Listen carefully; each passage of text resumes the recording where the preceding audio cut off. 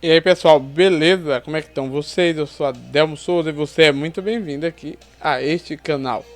Se ainda não é inscrito, se inscreva logo, deixe seu like, compartilhe com seus amigos, deixe um comentário e dá o seu gostei, né? Então vamos aí, hoje é um tema religioso, né? Vamos falar se o homem é como Deus sabendo do bem e do mal, então qual é o papel de Satanás,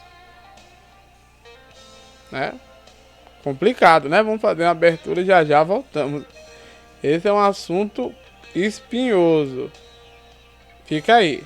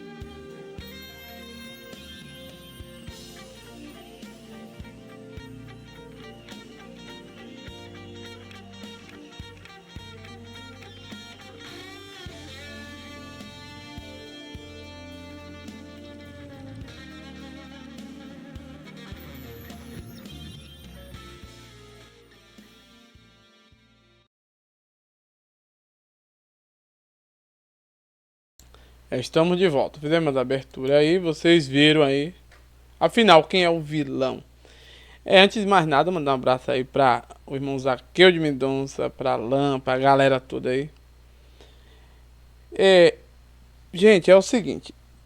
Tem várias perguntas aqui que mandam, só que eu tô fazendo compilados. Às vezes seria melhor ter separado, até ficar mais claro as coisas, mas a questão é que eu não tenho tempo, né? Em vez de eu gravar dois, três vídeos ou quatro dentro de uma semana, não dá pra fazer isso por causa do trabalho. Às vezes tem semana que eu nem tô fazendo vídeo, porque eu chego tarde. Aí você sabe, o pobre pra ter o que comer precisa trabalhar o dia todo. E aí eu saio correndo, vou pra igreja. Hoje mesmo teve culto.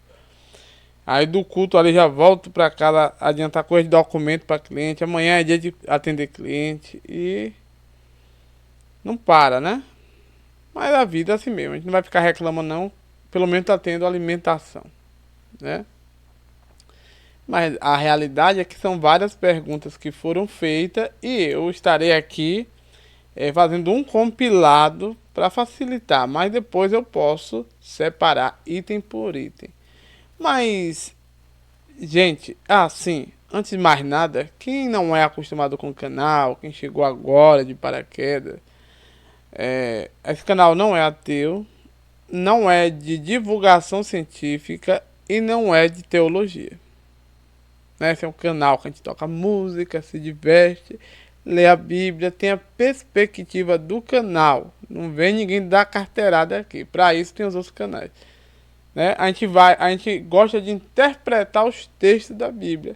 Porque cada um na sua igreja e os seus líderes que são responsáveis pela doutrina. Não é esse canal. Então, posto isso, vamos entrar nesse assunto complexo. Na verdade, são várias perguntas. A turma quer saber, na verdade, o que é Satanás, qual é o papel, por que tem essa evolução dentro da Bíblia e se ele é o que faz o mal e por que Deus falou que ele também faz o mal, que ele que faz o bem faz o mal. E porque o homem também é igual a Deus sabendo o bem e o mal. Como é isso tudo? Aí eu acabei fazendo um compilado, mas deveria ser parte. Depois eu posso dividir isso para ficar mais prático. Mas vamos lá. Esse episódio, eu botei essa parte primeiro porque é o que a gente vê em Gênesis lá, né? Isso não quer dizer que é primeiro. Eu não acredito que Gênesis seja primeiro. Para mim, Juízes, Josué são livros que foram escritos primeiro, né? Mas vamos lá. É, Quando a gente vai para Gênesis capítulo 3, a gente percebe essas questões aí. Gênesis no capítulo 3. Eu vou abrir aqui logo a Bíblia. Acho que é no 22 em diante. Deixa eu ver aqui. Eu vou dividir com vocês a leitura para ficar mais prático pra gente, né? Tá aí. Vamos ler aqui rapidinho. Aqui o 22, ó. Deixa eu... 22 e 23.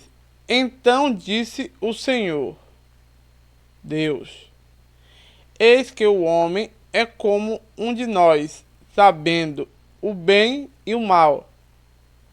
Ora, para que não estenda a sua mão e tome também da árvore da vida, e coma e vive eternamente.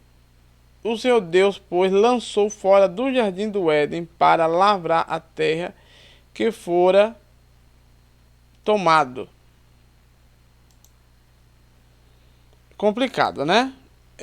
Pelo que eu observei aí, eu observei a seguinte questão.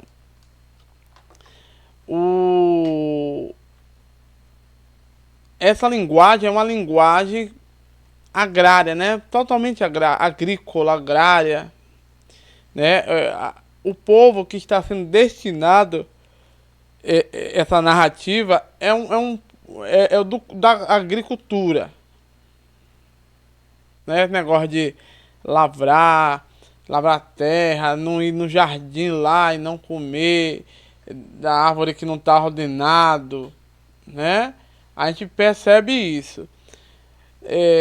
Na Bíblia, às vezes o texto parece que uma pessoa escreveu e parece que várias pessoas escreveram e ele está sendo remontado. A gente percebe isso durante a leitura, né? Gênesis é esse caso, ainda mais Gênesis capítulo 3.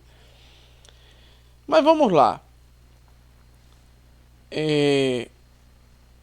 Há pessoas aí da academia que digam uma coisa, que digam outra. Eu não sou muito de ir por esse lado. Nem de ser. Eu não sou muito místico, vocês já sabem disso. Todo mundo conhece há muitos anos. Eu acho que muita coisa foram colocadas assim para trazer um pano de fundo para ensinar algo. Eu já falei isso para vocês várias vezes e no Gênesis não vai ser diferente. Isso na minha perspectiva. Não é que é a verdade, um anjo caiu aqui e me falou, eu sei de tudo. Não. E também não estou muito preocupado com que doutores e cientistas e quem achou um caco de telha viu. Não estou preocupado com isso. Eu estou preocupado com a leitura. Eu acho que o brasileiro, principalmente o brasileiro, não é muito atento às coisas. Então vamos lá.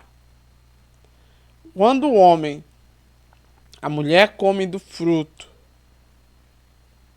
aí oferece ao seu marido o fruto do conhecimento do bem e do mal. Outros dizem que é do que é bom e do que é ruim. Não é bem e mal no sentido espiritual, e sim o que é bom, que é a bondade e o que é a maldade nos termos mais social, digamos assim, né?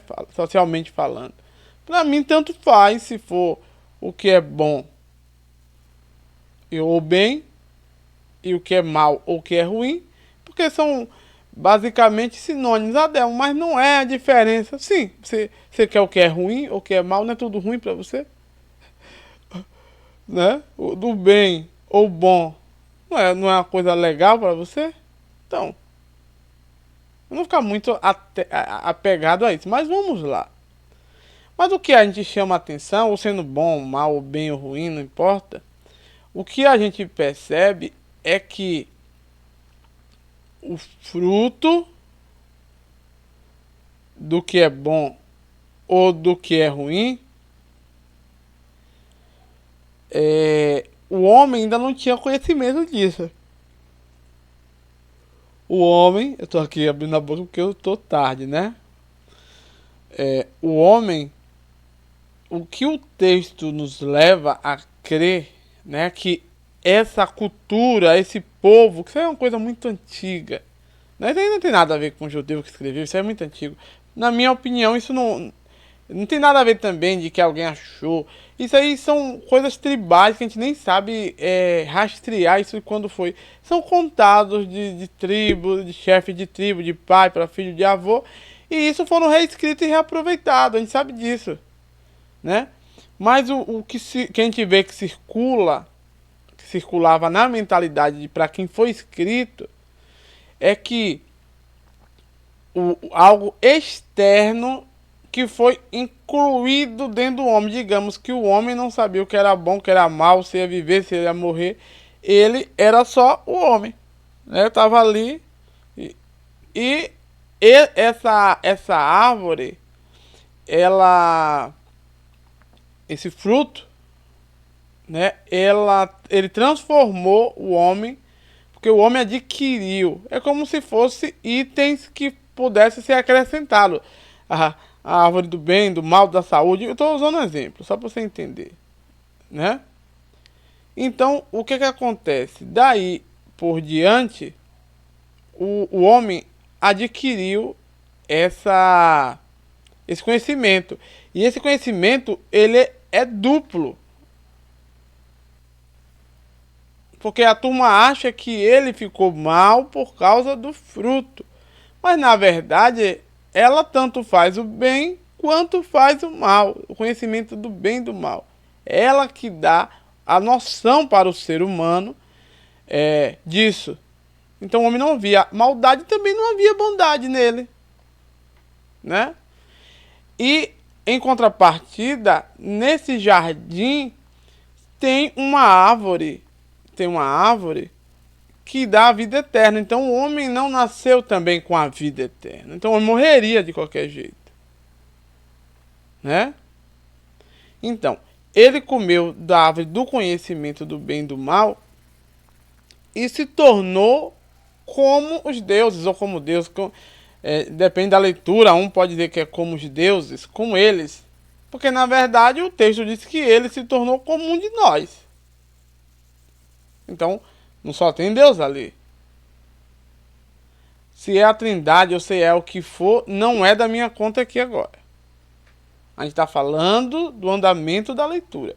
Se você crê que é a Trindade que seja, se você rechaça essa doutrina, diz que é uma balela, veja como você quiser ver. Eu estou querendo que a gente pegue o fio da meada. Então, o homem agora é como um de nós. Então, quem falou, segundo a narrativa, foi Deus. Então, quem é que está com Deus que é igual a ele? Um de nós. Então, alguém que são da mesma natureza. Tem as mesmas características. Ele é como nós agora. Ele sabe o bem e o mal. Então, só está faltando para ele ter a vida eterna. Então, vamos tirar a árvore da vida eterna, para que ele não viva para sempre. Então, esse é o andamento do que a gente está percebendo aí no texto. Então, o que poderia dizer? Que tanto a característica de fazer a bondade quanto a maldade era um fator externo do homem. Então, o homem ele era meio que aquém das coisas, segundo essa narrativa, né?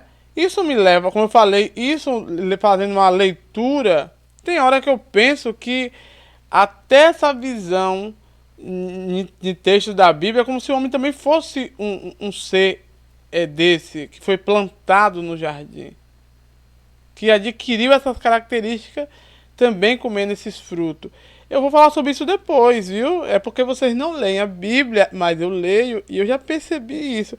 Inclusive, eu já ouvi que eu tenho muita amizade com alguns judeus e ele falou assim: ó, Del, parece que você está olhando uma coisa por uma perspectiva muito legal, porque existem ensinamentos dentro do próprio rabinato que o homem ele era um ser que é plantado, é toda uma cultura de agricultura. Então eles viam que do pó da terra ele nasce, porque como nascem essas plantas, né? Ele foi plantado, né? Eu vou falar sobre isso depois também, que eu vi na Bíblia.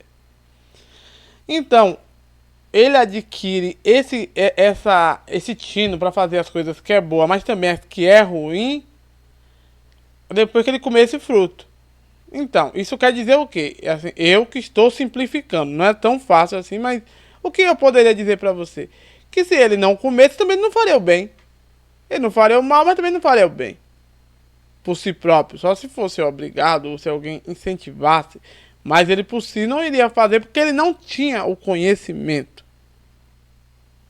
Então, na verdade, o problema é que é um fruto do conhecimento. Tanto o conhecimento pode ser usado para o bem como para o mal. Aí alguém fala assim: mas ele não iria fazer o mal, ele fez o mal porque Satanás estava lá no jardim, que era a serpente, e ela que arquitetou tudo isso. Mas não foi a serpente que disse isso, foi Deus que falou que a fruta era bom para dar o conhecimento do bem ou do mal, ou do que é bom ou do que é ruim. Lembre-se disso. Então vamos lá. Quando a gente vai para o livro de Isaías, a gente tem uma novidade. É só para vocês entenderem que eu quero contextualizar tudo. Segura um pouco aí. Assim, a gente observando aqui o livro de Isaías, ou Eshaiahu, ou como você queira chamar, né? No grego, no hebraico, Eshaiahu. Isaías 45:7. Eu formo a luz e crio as trevas. Eu promovo a paz e causo a guerra ou a desgraça. Eu, o Senhor, faço todas essas coisas. Né? Interessante essa afirmação aí no livro de Isaías. Então vamos lá. Na mentalidade comum nossa, né, no senso comum, Deus faz as coisas boas, Tove ou Tove, como você queira chamar, que é o bom, o que é o bem. Mas quem faz Ra, né, o mal, não é Deus. Isso na nossa mentalidade hoje. Mas o livro de Isaías, ele está reivindicando isso. Quem faz isso tudo sou eu. Para com isso. Não tem nada que alguém faça que eu que não autorizei ou que eu não saiba. E é aí que a gente pula para a questão ali de Jó. No livro de Jó, essa figura de alguém que está fazendo uma oposição, ela está fazendo com a permissão de Deus, não é ela que está fazendo. Deus, digamos que deixou aquela prova, uma prova do líder, uma prova de seleção, para ver se essa pessoa passava na prova, que era o caso de Jó.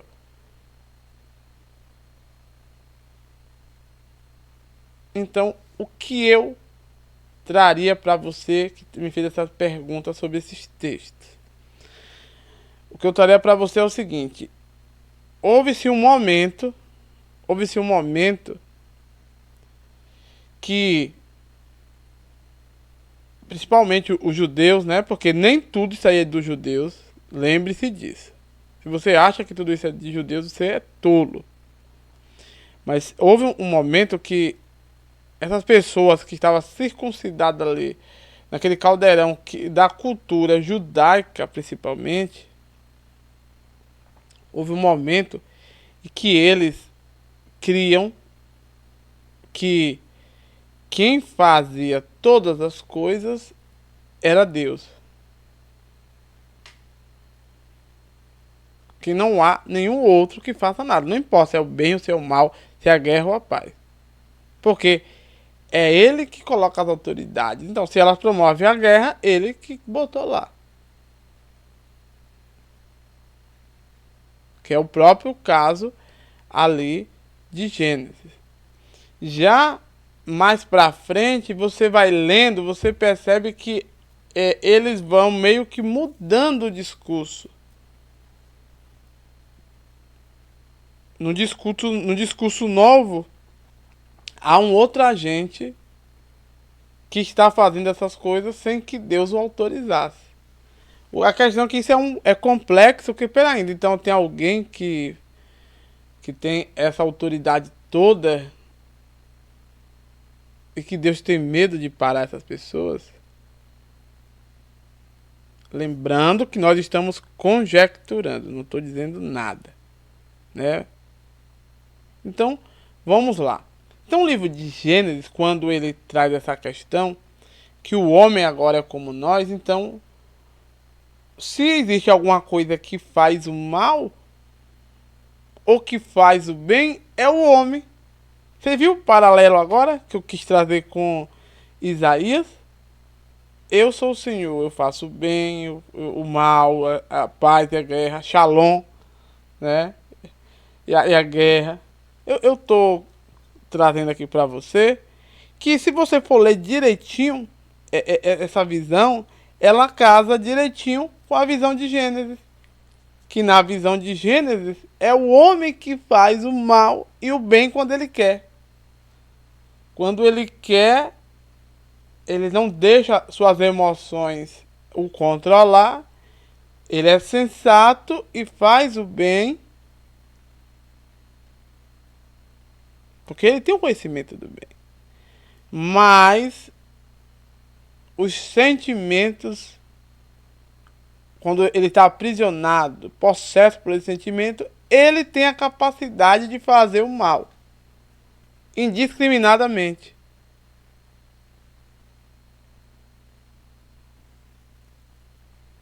E não é isso que Isaías fala, que Deus faz? A vingança é minha. E quando Deus levanta a mão para castigar, aí ele vai usar o Babilônio contra o judeu, o Assírio contra o Egito, e é assim que funciona na linguagem. Ah, Del, mas eu não gosto dessa interpretação. Você não tem que gostar. É o que era compreendido nessa época.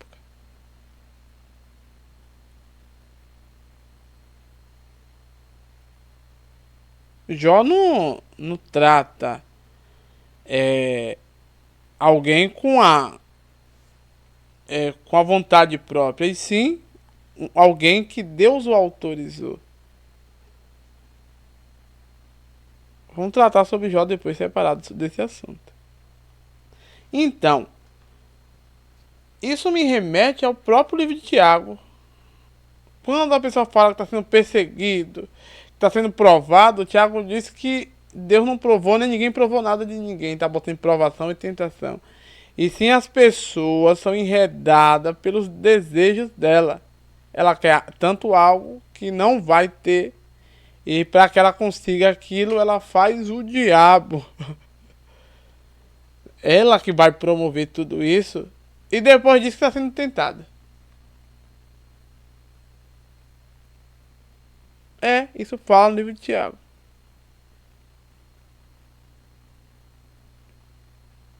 Então, quem é realmente o agente do mal? É Deus ou Satanás?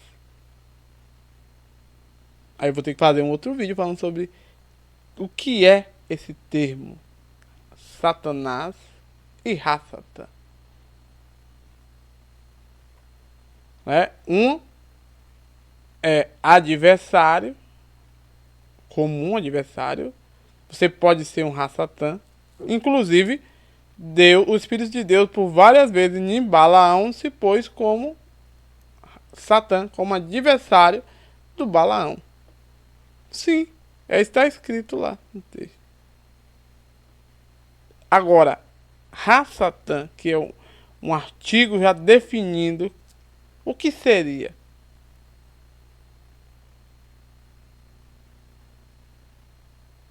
É um adversário naturalmente sendo um adversário na essência? Mas será que é ele que promove todas as maldades? Ou será que, como diz Tiago, é a gente que cria tudo isso? E fica muito fácil a gente dizer que alguém soprou no nosso ouvido. Na verdade, é um desejo incontrolável. Os fetiches, os desejos, né? Com isso, não estou dizendo que Satanás não faça o mal. Espero que você seja muito inteligente para entender o que é que estamos destrinchando.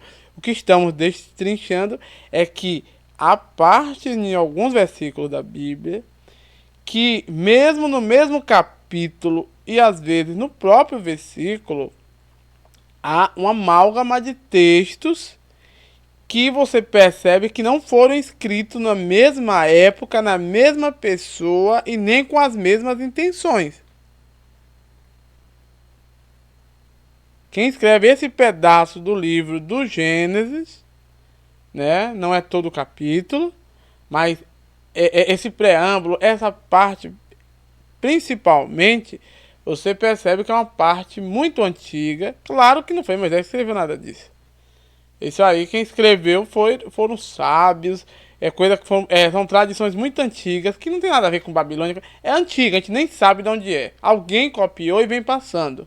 Um fala, é de boca. E isso foi só redigido ali no meio da redação, porque é experiência, isso são sabedorias. Então o que acontece?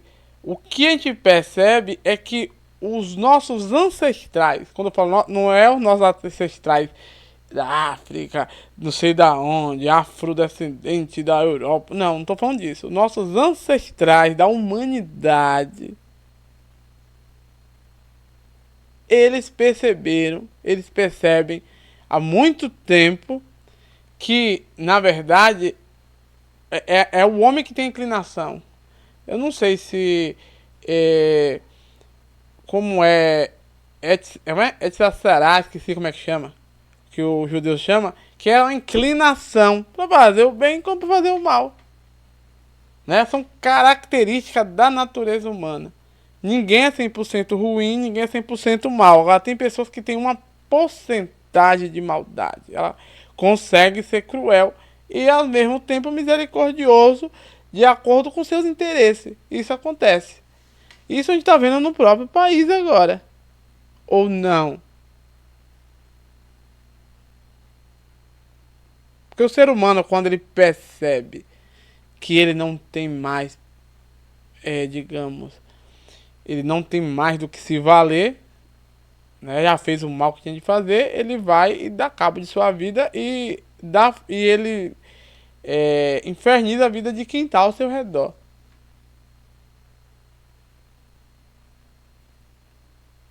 É isso aí. A gente precisa começar a ler esses textos com uma intenção interessante. Adel, mas São Tomás de Aquino, mas Santo Agostinho, Clemente de Roma, Clemente de Alexandria, os pais da igreja, ou os livros apócrifos, e eu com isso. Ah, porque os doutores que leram lá disse que fez o carbono, e eu com isso. Eu não quero saber. O que me importa, eu nem me importo, eu já falei pra vocês que pra mim os personagens não precisam nem ser verdadeiros.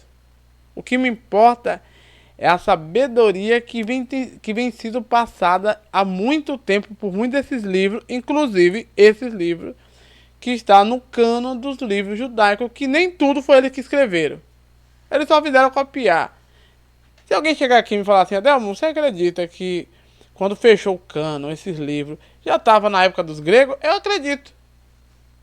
Eu não acredito que está isso escrito em época de Abraão, que passou não sei quem de Adão para não sei quem. Claro que isso aí eu não acredito. Eu tenho que ser muito tolo. O que eu acredito é que a humanidade em si vem, os líderes tribais, os líderes religiosos, vem passando essas experiências e principalmente esse pedaço era de uma comunidade agrária. Por isso que a gente vê muito essa linguagem de frutos. Né? A gente vê isso até no sacrifício lá de Caim e Abel. A gente vê ali dois grupos de pessoas que eu vou falar sobre isso depois. Ah, é porque um era frutas velhas. Quem disse que a fruta era velha? Do Caim. Conversa tola lá, não falou isso não. Diz que Deus não se agradou. Deus queria cruento. Deus queria que ele fizesse o que fosse, trabalhasse com agrário, mas queria o cruento. Então isso quer dizer o quê? Será que é uma retroprojeção? Então isso é interessante. Então é essa que é a questão. Então não é Deus que é o culpado. O culpado é você que faz essa escolha. é eu que faço essa escolha. Eu falo, você é o modo de falar, mas eu também posso errar. Você pode errar, né? Não é à toa que a gente vê aí líderes religiosos entrando em problemas. Por quê? Porque o desejo dele não controla. E com isso não quer dizer que eu tenho que apontar também para eles os dedos, que eu também posso entrar em qualquer problema desse. Porque isso é da natureza, né? Essa natureza humana que ela ao mesmo tempo depende de como ela é irradiada, de que ela é alimentada, né? Se você vai mais pro polo negativo, você faz essas coisas negativas, e quando você vai mais para o polo positivo, é por isso que a Bíblia ela trabalha muito esse equilíbrio do nosso corpo, esse equilíbrio que a gente tem que jejuar, fazer orações, buscar a Deus, né? Isso tudo já foi comprovado que são questões que ajudam ali refrear essas atitudes carnais que é a negativa, que a gente, aquele impulso, né? Chegar ali, eu vou descontar, eu vou me vingar. A vingança é um prato que come frio, né? E eu quero comer gelado. Você tá entendendo? Não é mesmo? É preciso a gente entender. Então, é isso que eu traria para você. O homem é como Deus, por quê? Será que o homem viveria eternamente como deuses? Porque para aquela sociedade os deuses estavam ali em cima das montanhas que eles estavam ali embaixo. E eles faziam culto para elas. Eu vou falar sobre isso depois também, né? Era isso que a sociedade lá pensava. Então, para o homem ser como os deuses, ali só precisava ele agora comer a vida eterna. É por isso que há uma corrida atrás do fruto da vida eterna em várias culturas, tanto para o cristianismo, para tudo. É essa que é a questão, porque é esse elo que o homem perdeu. Claro, isso aí é uma forma de se contar as sabedorias daquela época. Eu não sei se tem árvore nenhuma disso aí, né? Mas é muito interessante, porque essa comparação com as árvores, né? Primeiro que o homem poderia ser plantado, né? É uma observação que eu faço. E de comer esses frutos é interessante porque, querendo ou não, essa intenção maligna estava fora, mas agora nós colocamos para dentro. Você se alimenta daquele fruto e faz parte de você. Como o homem não comeu o fruto da vida eterna, então ele não adquiriu essa característica de ter a vida eterna. Então ele virou mortal, né? E por que ele não morreu lá na hora? Eu vou falar depois então. Então é isso aí. Eu espero que vocês gostem, né? Lembrando, este canal não é de divulgação científica. Ai, doutor fulano com pós-doctor. Tô pouco me lixando para isso. Esse canal também não é teológico. Ah, os apologistas. Não, não é para isso aqui. E também não é para ateu.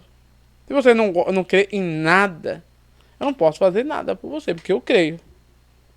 Não posso. Eu só não sou idiota. É claro que eu leio um texto desse e eu percebo que são coleção de fatos, de parábolas que foram, ao longo do tempo, colecionada e até mesmo harmonizada isso, né? Eu não sou tolo, mas eu dizer que é tudo uma obra do acaso, você tem a dó, né? Se você acha que é só assim, tão simples, então acha. Mas, finalizando aqui, o ser humano é que faz essas maldades. E depois dá uma de coitadinho, né? O ser humano não é brincadeira. E é isso aí. Então, afinal, quem é o vilão? É Deus ou Satanás? Nenhum dos dois. É nós que estamos fazendo tudo isso. É nós que estamos fazendo isso. E vamos falar sobre essa questão do adversário em um outro vídeo. Então vamos ficando por aqui. Deus abençoe a vocês todos e até a próxima. Vamos em frente. Tchau, galera.